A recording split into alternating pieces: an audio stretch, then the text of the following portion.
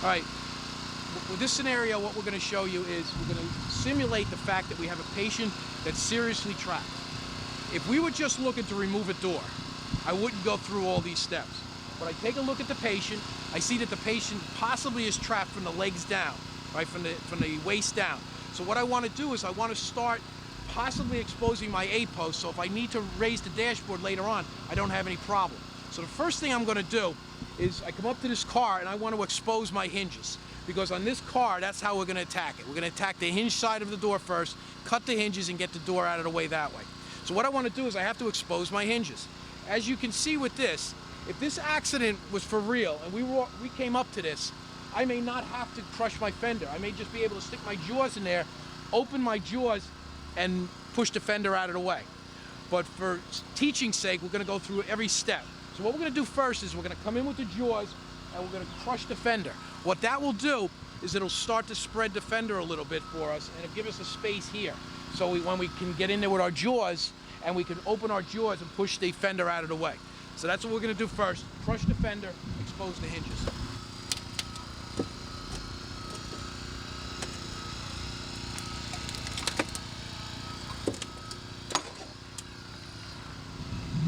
What that did is it opened it up. Sometimes it opens it up a lot, sometimes you don't get much movement out of it at all, right? So what we're going to do now, we actually do have enough room probably to stick our jaws in there, but what we're going to do is we're going to simulate the fact that we have no room. And what Rich is going to do is he's going to come in with his jaws, he's going to pinch down on the door, open it up, pinch down on the fender, open it up. That is going to give him a purchase so he can put his jaws in.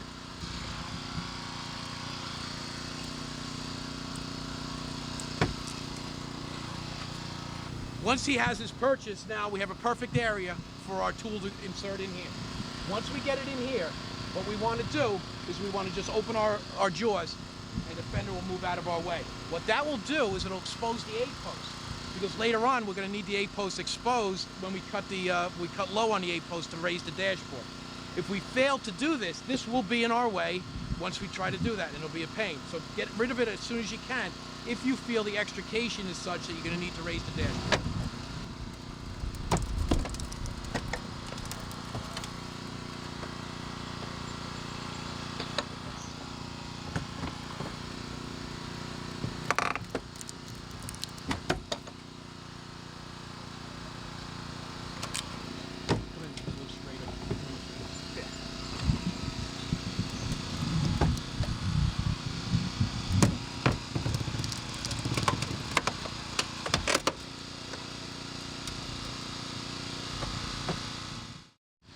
We've exposed our A-post.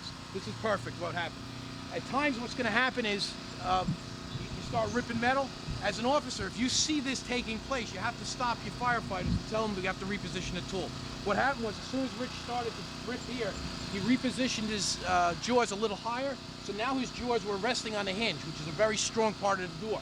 So as soon as he did that, then the rest of the fender went fairly easy. Right? So now we've done that. What we've done is we've exposed our hinges. So now what we're going to do is we're going to come in with the jaws, with the cutters. Anytime you're the firefighter who has the cutters, the position you want the cutters in is fully open.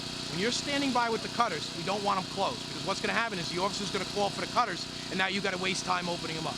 So if you got the cutters in your hand, you want them open, ready to go to work. So what we're going to do now is after we got rid of the fender, we're going to come in and we're going to cut the hinges. Well, one thing to understand about the hinges, take a look at them.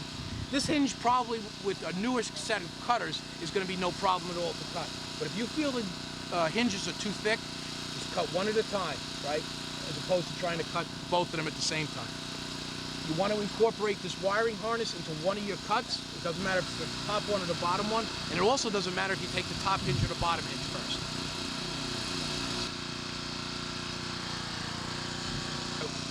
What can happen sometimes is this hinge was fairly thick. What happened was when we started to cut it, the size of the hinge overwhelmed the cutters. You have a couple options here. Number one is you reposition the cutter from a completely different angle. Maybe you come down with the cutters, right? Or what you do is you just move the cutters out of the way and bring the spreaders in.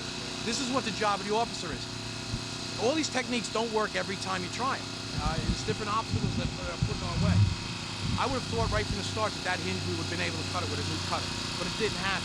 So So you have to go to plan B, and that's the officer's responsibility, is to determine when that plan B should start. So what we're going to do now is we're just going to reposition the cutters and try to go in from a different angle. Let's go to the top.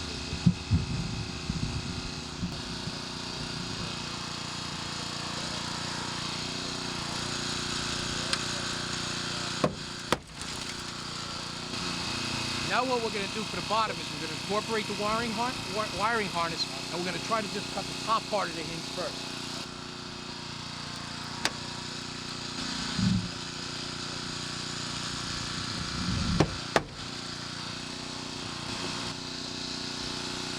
By doing the cutters that way, we cut the top part of the hinge first.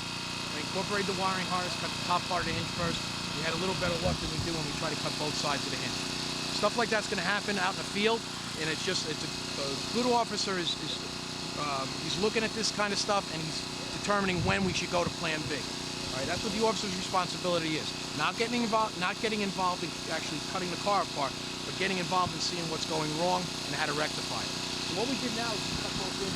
But as you can see, the door still does not want to come free. Right? What that usually means is there's a third arm. Right? There's a door stop in there that has to be cut. And a lot of times you really can't even see it. So you can't get your cutters in there right now to cut it. So what we're going to do now is we're going to come in with the spreaders, stick our spreaders in here, and spread the door off the third arm, and that'll bring the door out, and we'll get rid of it.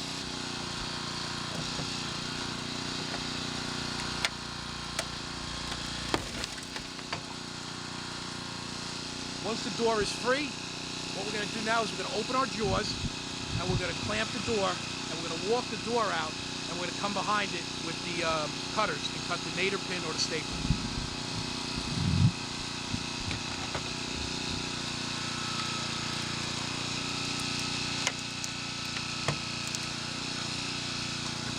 Two firefighters should grab the tool and just walk it away. All right, guys, that's good. Now the cutters will come in. The nadir pin or the staple. What you want to be careful about now is you want to make sure that when the door falls, it doesn't fall on any Hearst tool lines or on anybody's feet.